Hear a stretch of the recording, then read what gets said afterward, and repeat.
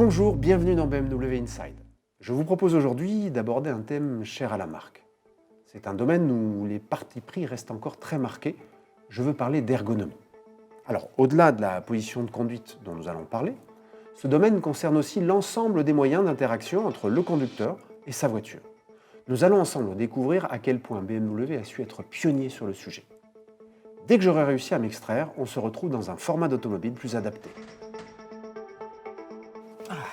Alors, premier élément, la position d'avant en arrière. Ici, je me trouve à bord d'un X1, forcément assez avancé et surélevé qui permet de voir plus loin. À bord de série 3, je me retrouve plus reculé, plus bas, plus proche de la route. Et là, je suis à bord de Z4. Z4 est un roadster, particularité, je suis assis sur le train arrière. Un test, je touche ma roue arrière. En termes de sensations de conduite, je suis au centre de la rotation. Bref, des sensations de conduite inimitables. Autre élément fondamental, la position par rapport au volant.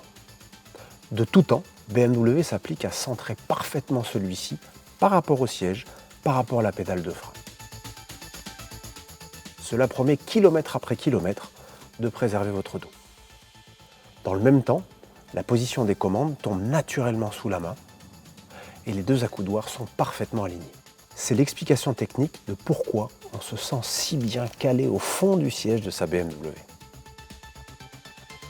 Alors, au-delà de la position de conduite, je vous l'ai dit, l'ergonomie consiste aussi à organiser la planche de bord. Vers la fin des années 90, les fonctionnalités à bord ne cessent de croître et chacune d'elles impose d'intégrer un nouveau bouton. Il faut trouver une solution. Et c'est en l'an 2000 que BMW innove et invente l'iDrive et sa commande rotative. Elle va permettre de simplifier la planche de bord et d'avoir accès au menu, quelles que soient les conditions de roulage. Informer sans perturber le conducteur est un autre enjeu. Voici ce que propose la marque. L'écran derrière le volant me donne des informations simples que je peux appréhender en vision périphérique, comme les aiguilles faciles à décrypter sans avoir besoin de baisser les yeux.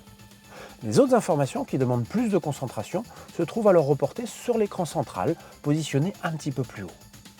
Mais vous le savez, la solution idéale est bien évidemment l'affichage tête haute. BMW va introduire cette technologie pour la première fois en Europe en 2004. Les informations sont alors projetées dans le pare-brise et perçues par mes yeux comme à 2 mètres derrière mon pare-brise. Cela va limiter ma fatigue oculaire et me permettre de rester parfaitement concentré sur la route. Fidèle à sa tradition de pionnier, BMW innove encore dans le domaine de l'ergonomie en proposant sur de nombreux modèles la commande gestuelle. Elle vous permet de prendre le contrôle de votre voiture en limitant les contacts. Je peux par exemple accepter ou rejeter un appel, monter ou baisser le son, passer au morceau suivant. Il est même possible de programmer un geste pour éteindre l'écran par exemple. Nous aborderons dans le prochain épisode d'autres subtilités sur l'interface BMW. En attendant, portez-vous bien et restez chez vous.